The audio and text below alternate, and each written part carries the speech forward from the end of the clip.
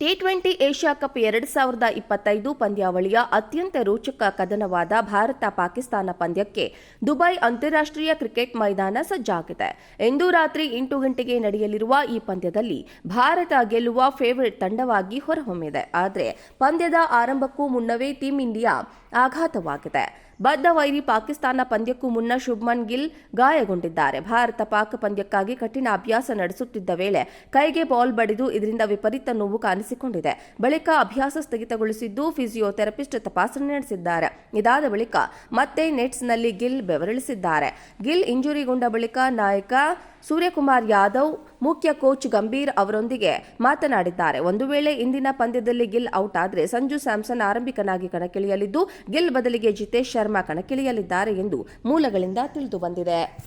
T20 Asia cup 2025 ಪಂದ್ಯಾವಳಿಯ ಅತ್ಯಂತ ರೋಚಕ ಕದನವಾದ ಭಾರತ-ಪಾಕಿಸ್ತಾನ ಪಂದ್ಯಕ್ಕೆ ದುಬೈ ಅಂತಾರಾಷ್ಟ್ರೀಯ ಕ್ರಿಕೆಟ್ ಮೈದಾನ ಸಜ್ಜಾಗಿದೆ. ಇಂದು ರಾತ್ರಿ 8 ಗಂಟೆಗೆ ನಡೆಯಲಿರುವ ಈ ಪಂದ್ಯದಲ್ಲಿ ಭಾರತ ಗೆಲ್ಲುವ ಫೇವರಿಟ್ ತಂಡವಾಗಿ ಹೊರಹೊಮ್ಮಿದೆ. ಆದರೆ ಪಂದ್ಯದ ಆರಂಭಕ್ಕೂ ಮುನ್ನವೇ team India ಆಘಾತವಾಗಿದೆ.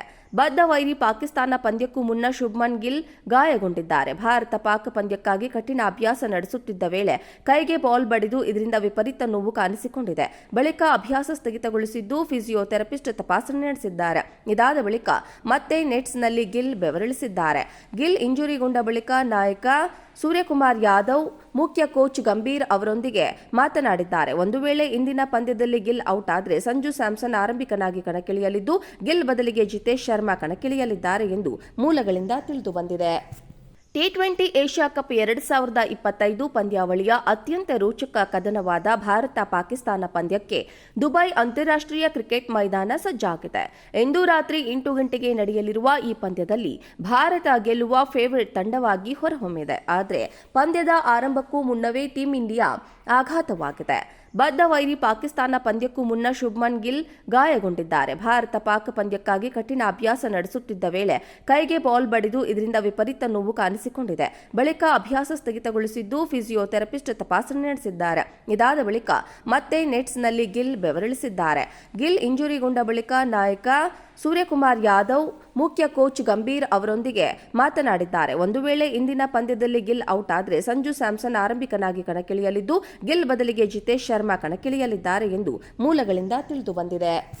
T20 Asia cup 2025 ಪಂದ್ಯಾವಳಿಯ ಅತ್ಯಂತ ರೋಚಕ ಕದನವಾದ ಭಾರತ-ಪಾಕಿಸ್ತಾನ ಪಂದ್ಯಕ್ಕೆ ದುಬೈ ಅಂತಾರಾಷ್ಟ್ರೀಯ ಕ್ರಿಕೆಟ್ ಮೈದಾನ ಸಜ್ಜಾಗಿದೆ. ಇಂದು ರಾತ್ರಿ 8 ಗಂಟೆಗೆ ನಡೆಯಲಿರುವ ಈ ಪಂದ್ಯದಲ್ಲಿ ಭಾರತ ಗೆಲ್ಲುವ ಫೇವರಿಟ್ ತಂಡವಾಗಿ ಹೊರಹೊಮ್ಮಿದೆ. ಆದರೆ ಪಂದ್ಯದ ಆರಂಭಕ್ಕೂ ಮುನ್ನವೇ ಟೀಂ ಇಂಡಿಯಾ ಆಘಾತವಾಗಿದೆ. ಬದ್ಧ ವೈರಿ ಪಾಕಿಸ್ತಾನ ಪಂದ್ಯಕ್ಕೂ ಮುನ್ನ ಶುಭ್ಮನ್ ಗಿಲ್ ಗಾಯಗೊಂಡಿದ್ದಾರೆ. ಭಾರತ-ಪಾಕ್ ಪಂದ್ಯಕ್ಕಾಗಿ ಕಠಿಣ ಅಭ್ಯಾಸ ನಡೆಸುತ್ತಿದ್ದ ವೇಳೆ ಕೈಗೆ ಬಾಲ್ ಬಡಿದು ಇದರಿಂದ ವಿಪರೀತ ನೋವು ಕಾಣಿಸಿಕೊಂಡಿದೆ.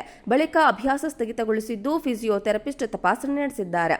ಇದಾದ ಬಳಿಕ ಮತ್ತೆ ನೆಟ್ಸ್ನಲ್ಲಿ ಗಿಲ್ ಬೆವರಿಳಿಸಿದ್ದಾರೆ.